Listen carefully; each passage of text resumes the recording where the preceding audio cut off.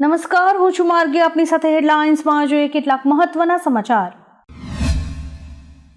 ગોંડલના રાજકારણમાં એક અલગ જ લડાઈ ચાલી રહી છે. આ વચ્ચે નિખિલ ડોંગાએ એક વાતચીતમાં મોટો ખુલાસો કર્યો છે.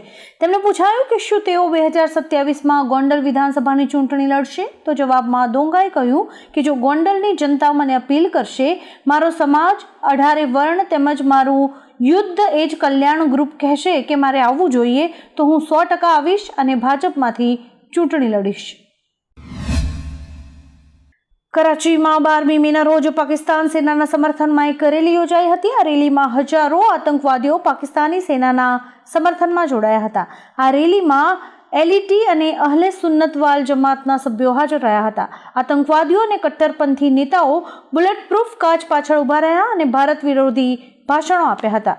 રેલીનું આયોજન જમિયત યુએફના વડા દ્વારા કરવામાં આવ્યું હતું. આજે વહેલી સવારે ગ્રીક ટાપુ ક્રેટમાં 6.3ની તીવ્રતાનો ભૂકંપ આવ્યો હતો. 14 કિલોમીટરની ઊંડાઈએ આવેલો ભૂકંપ એટલો શક્તિશાળી હતો કે તે મધ્ય ઇઝરાયલ, ઇજિપ્ત, લિબિયા, તુર્કી અને સમગ્ર પૂર્વીય ભૂમધ્ય સમુદ્રમાં અનુભવાયો હતો. ભૂકંપ બાદ અધિકારીઓએ એલર્ટ જારી કર્યું છે. ભૂકંપને કારણે તાત્કાલિક તો કોઈ પણ જાનમાલના નુકસાનના અહેવાલ નથી. વધારે વિગતો મળી શકે છે. ઇઝરાયેલે ગાઝામાં એક હોસ્પિટલ પર હવાઈ હુમલો કર્યો છે. જાણવા મળ્યું છે કે ઇઝરાયેલે ગાઝાની હોસ્પિટલ પર 6 બોમ્બ ફેંક્યા હતા, જેમાં 28 લોકોના મોત થયા છે. આ સાથે જ ઘણા લોકો ઘાયલ થયા હોવાના પણ અહેવાલ છે. ઇઝરાયેલે પણ આ હુમલાની જવાબદારી લીધી છે. ઇઝરાયેલી સૈન્યએ કહ્યું કે તેણે કમાન્ડ એન્ડ કંટ્રોલ સેન્ટરમાં હમાસના આતંકવાદીઓ પર સચોટ હુમલો કર્યો છે, જેના વિશે તેમણે દાવો કર્યો હતો કે તે હોસ્પિટલની નીચે આવેલા હતા. ભારતીય મૂળના અનિતા આનંદ કેનેડાના નવા વિદેશ મંત્રી બન્યા છે. તેમણે ગીતા પર હાથ રાખીને શપથ લીધા હતા. તેઓ કેનેડાના વિદેશ મંત્રી બનનાર પહેલા હિન્દુ મહિલા પણ બન્યા છે. તેમનો જન્મ નોવા સ્કોટિયાના કેન્ટવિલેમાં થયો હતો. તેમના માતા પિતા ડોક્ટર હતા. તેમના પિતા તમિલનાડુ અને માતા પંજાબના હતા. અનિતાને 2 બહેનો છે.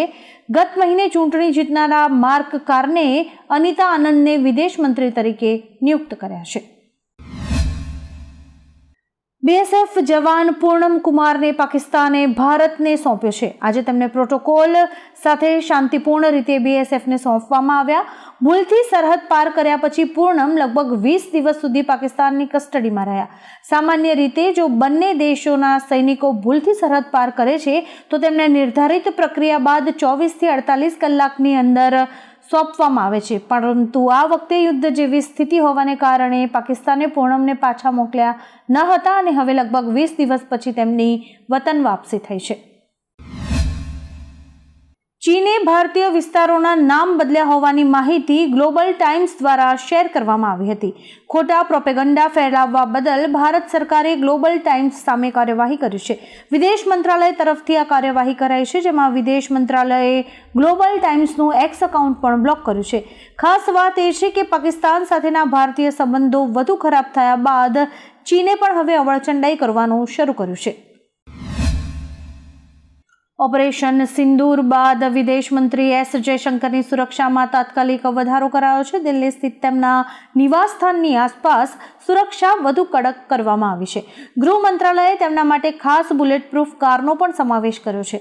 જયશંકર પાસે પહેલેથી જ ઝેડ કેટેગરીની સુરક્ષા છે અને હવે 33 સીઆરપીએફ કમાન્ડો પણ તૈનાત કરાયા છે. વિદેશ મંત્રીનું સુરક્ષા કવચ વધુ મજબૂત બનાવાયું છે. હવેથી તેઓ બુલેટ પ્રૂફ કારમાં મુસાફરી કરશે. તુર્કીના રાષ્ટ્રપતિ રેસેપ તૈયપ એર્દોગને ફરી એકવાર કહ્યું છે કે તુર્કી સારા અને ખરાબ બંને સમયમાં પાકિસ્તાનની સાથે રહેશે. પાકિસ્તાની પીએમ શાહબાઝ શરીફની સોશિયલ મીડિયા પોસ્ટ પર એર્દોગને આ પ્રતિક્રિયા આપી હતી. તેમણે પાકિસ્તાન સાથેના પોતાના સંબંધોને અતૂટ ગણાવ્યા છે, તો બીજી તરફ ભારતમાં લોકો અને વેપારીઓએ પાકિસ્તાનને સાથ આપવા બદલ તુર્કીનો બહિષ્કાર કરવાનું શરૂ કરી દીધું છે. હરિયાણાના પાણીપતમાંથી પોલીસે એક પાકિસ્તાની જાસૂસને પકડ્યો છે. તે પાકિસ્તાની આતંકવાદી ઇકબાલના સંપર્કમાં હતો, જેમને તે વોટ્સએપ અને અન્ય સોશિયલ મીડિયા એપ્સ દ્વારા ભારતીય ગુપ્તચર માહિતી મોકલી રહ્યો હતો. તેના નંબર પરથી શંકાસ્પદ ગતિવિધિઓ જોયા બાદ પોલીસે તેની ધરપકડ કરી છે. શરૂઆતની તપાસમાં એવું જાણવા મળ્યું છે કે ધરપકડ કરાયેલ જાસૂસ નૌમાન ઇલાહી મૂળ ઉત્તર પ્રદેશના કૈરાનાનો રહેવાસી છે. ગુજરાતના કચ્છ વિસ્તારમાં પોલીસે સાવચેતીના ભાગરૂપે ડ્રોન જમા કરાવવાની કાર્યવાહી હાથ ધરી છે. અત્યારે ભારત અને પાકિસ્તાન વચ્ચે યુદ્ધ વિરામ થયા બાદ જોકે સ્થિતિ સામાન્ય બની છે, પરંતુ કચ્છ વિસ્તાર પાકિસ્તાન સાથે આંતરરાષ્ટ્રીય સરહદ ધરાવે છે. ગુજરાત સરકાર દ્વારા આના કારણે જ રાજ્યભરમાં તમામ પ્રકારના કાર્યક્રમો અને પ્રસંગોમાં ફટાકડા ફોડવા અને ડ્રોન ઉડાવવાની કામગીરી પર પ્રતિબંધ મુકાયો છે. ચીને ફરી એકવાર ભારત વિરુદ્ધ કાવતરું ઘડવાનો પ્રયાસ કર્યો છે. પાકિસ્તાન સાથેના તણાવ વચ્ચે તેણે અરુણાચલ પ્રદેશના કેટલાક સ્થળોના નામ બદલી નાખ્યા છે. ભારતે આ મુદ્દે ચીનને યોગ્ય જવાબ આપ્યો છે. ભારતે બુધવારે ચીનના પ્રયાસોને સ્પષ્ટપણે નકારી કાઢ્યા છે અને કહ્યું છે કે આવા વાહિયાત પ્રયાસો એ નિર્વિવાદ સત્યને બદલી નહીં શકે કે અરુણાચલ પ્રદેશ એ ભારતનો અભિન્ન ભાગ હતો, છે અને રહેશે. આજે ભૂલથી પાકિસ્તાન બોર્ડરમાં એન્ટ્રી કરનાર બીએસએફ જવાન પૂનમ કુમારને પાકિસ્તાને ભારતને પરત સોંપ્યો છે. તેમને સંપૂર્ણ પ્રોટોકોલ સાથે શાંતિપૂર્ણ રીતે બીએસએફને સોંપવામાં આવ્યા છે. આવી જ રીતે ભારતે પણ પાકિસ્તાની રેન્જર્સને પરત મોકલી દીધો છે. પાકિસ્તાની રેન્જર્સને રાજસ્થાન સરહદ પરથી પકડી પાડવામાં આવ્યો હતો અને હવે આજે તેને પાકિસ્તાનને પરત સોંપાયો છે. પાકિસ્તાને ફરી એકવાર અમેરિકાને કાશ્મીર મુદ્દા પર હસ્તક્ષેપ કરવા કહ્યું છે. અમેરિકામાં પાકિસ્તાનના રાજદૂત રિઝવાન સઈદે કહ્યું છે કે ભારત અને પાકિસ્તાન વચ્ચે યુદ્ધ વિરામ હજુ પણ નાજુક છે. રિઝવાને યુદ્ધ વિરામ માટે અમેરિકાનો આભાર માન્યો અને કહ્યું કે અમેરિકાએ કાશ્મીર મુદ્દાના ઉકેલમાં ભૂમિકા ભજવવી જોઈએ, તો જ બંને દેશ વચ્ચે શાંતિ સ્થપાશે. ભૂતપૂર્વ પાકિસ્તાની ક્રિકેટર શાહિદ આફ્રિદી અંગે સોશિયલ મીડિયા યુઝર્સ કહી રહ્યા છે કે તે આગામી ઇમરાન ખાન બનવા માંગે છે અને પાકિસ્તાનના વડાપ્રધાન પણ બનવા માંગે છે. આફ્રિદીએ 22 એપ્રિલે પહેલગામમાં થયેલા આતંકવાદી હુમલા માટે ભારતીય સેનાને જવાબદાર ઠેરવી હતી. આફ્રિદી સતત ભારત વિરુદ્ધ ઝેરી નિવેદનો આપી રહ્યો છે. તેણે ખોટો દાવો કર્યો છે કે ભારતીય સેનાના ઓપરેશન સિંદૂરમાં નિર્દોષ બાળકોએ જીવ ગુમાવ્યા હતા. આજે ગુજરાતના કેટલાક ભાગોમાં કમોસમી વરસાદ થયો છે. હવામાન વિભાગના જણાવ્યા અનુસાર આગામી 3 દિવસ દરમિયાન રાજ્યના કેટલાક ભાગોમાં હળવો વરસાદ થવાની સંભાવના છે. આ સાથે જ રાજ્યના મોટાભાગના જિલ્લાઓમાં હળવાથી મધ્યમ વરસાદની શક્યતા છે. 14મી મેના રોજ ગીર સોમનાથ, અમરેલી, ભાવનગર, ભરૂચ, છોટાઉદેપુર, નર્મદા, સુરત, તાપી, ડાંગ, નવસારી અને વલસાડમાં વરસાદની સંભાવના છે. બલુચિસ્તાનમાં 25 વર્ષની એક હિન્દુ યુવતી કશિશ ચૌધરીએ ઇતિહાસ રચ્યો છે. તે બલુચિસ્તાનની પહેલી હિન્દુ મહિલા આસિસ્ટન્ટ કમિશનર બની છે. તેણે બલુચિસ્તાન લોક સેવા આયોગની પરીક્ષા પાસ કરીને આ સિદ્ધિ મેળવી છે, જેના કારણે પાકિસ્તાનમાં રહેતા અલ્પસંખ્યક જાતિના લોકો ખુશ છે. કશિશનો જન્મ બલુચિસ્તાન પ્રાંતના ચગાઈ જિલ્લાના નોશકી શહેરમાં થયો હતો, જે ઘણો જ પછાત વિસ્તાર ગણાય છે. અહીંથી કશિશનો સંઘર્ષ શરૂ થયો હતો અને હવે તેણે પહેલી હિન્દુ મહિલા આસિસ્ટન્ટ કમિશનર બનીને અલ્પસંખ્યક જાતિના લોકોને ગૌરવ અપાવ્યું છે. બાંગ્લાદેશીઓને નકલી ડોક્યુમેન્ટ બનાવવા વિપક્ષના નેતા શહેજાદ ખાન પઠાણ, કોર્પોરેટર ગીતા સોલંકી અને પૂર્વ કોર્પોરેટર કમરુદ્દીનના લેટરપેડ પર નકલી ડોક્યુમેન્ટ બનાવાયા હતા.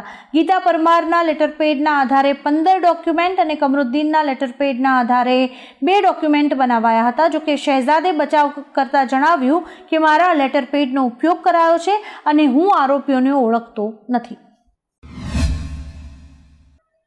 ખાવાની વસ્તુઓમાંથી જીવાત નીકળવાનો સિલસિલો હજી પણ યથાવત છે, ત્યારે ફરી એકવાર આવી જ એક ઘટના પ્રકાશમાં આવી છે. મણિનગરમાં ગ્રાહકે હેવમોર આઈસ્ક્રીમનો કોન લીધો હતો, જો કે કોનમાં મરેલી ગરોળી નીકળતા ચર્ચાનો વિષય બન્યો છે. ફૂડ વિભાગની ટીમે નરોડા સ્થિત કંપનીની ફેક્ટરીમાં તપાસ હાથ ધરી છે. કંપનીએ બેન્ચ 121માં બનાવેલ તમામ આઈસ્ક્રીમનો માલ પાછો ખેંચ્યો છે. આમિર ખાનની ફિલ્મ સિતારે ઝમીન પરનું ટ્રેલર રિલીઝ થઈ ગયું છે.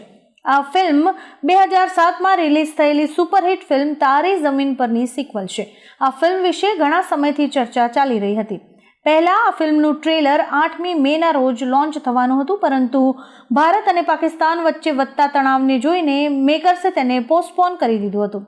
આમિર ખાનની મોસ્ટ અવેટેડ ફિલ્મ સિતારે ઝમીન પરનું ટ્રેલર હવે આખરે રિલીઝ થઈ ગયું છે. ચીન બાદ હવે ભારતે તુર્કી વિરુદ્ધ મોટી કાર્યવાહી કરી છે. ભારતમાં તુર્કીના સરકારી ટીવી ચેનલ TRT વર્લ્ડના સોશિયલ મીડિયા હેન્ડલ બ્લોક કરવામાં આવ્યા છે. ભારત પાકિસ્તાન તણાવ વચ્ચે ખોટી માહિતી ફેલાતી રોકવા માટે આ કાર્યવાહી કરવામાં આવી છે. આ પહેલા ભારતે ચીની મીડિયા ગ્લોબલ ટાઈમ્સ અને શિન્હુઆ પર પ્રતિબંધ મૂક્યો હતો. ઉલ્લેખનીય છે કે તુર્કી પાકિસ્તાનને સાથ આપી રહ્યું છે, જેના કારણે હવે તુર્કીની સરકારી ચેનલ TRT વર્લ્ડના સોશિયલ મીડિયા હેન્ડલ બ્લોક કરાયા છે. આવા જ કેટલાક રસપ્રદ સમાચારો નિહાળવા માટે અમારી YouTube ચેનલને લાઇક, શેર અને સબસ્ક્રાઇબ કરો અને જોતા રહો હેડલાઇન્સ.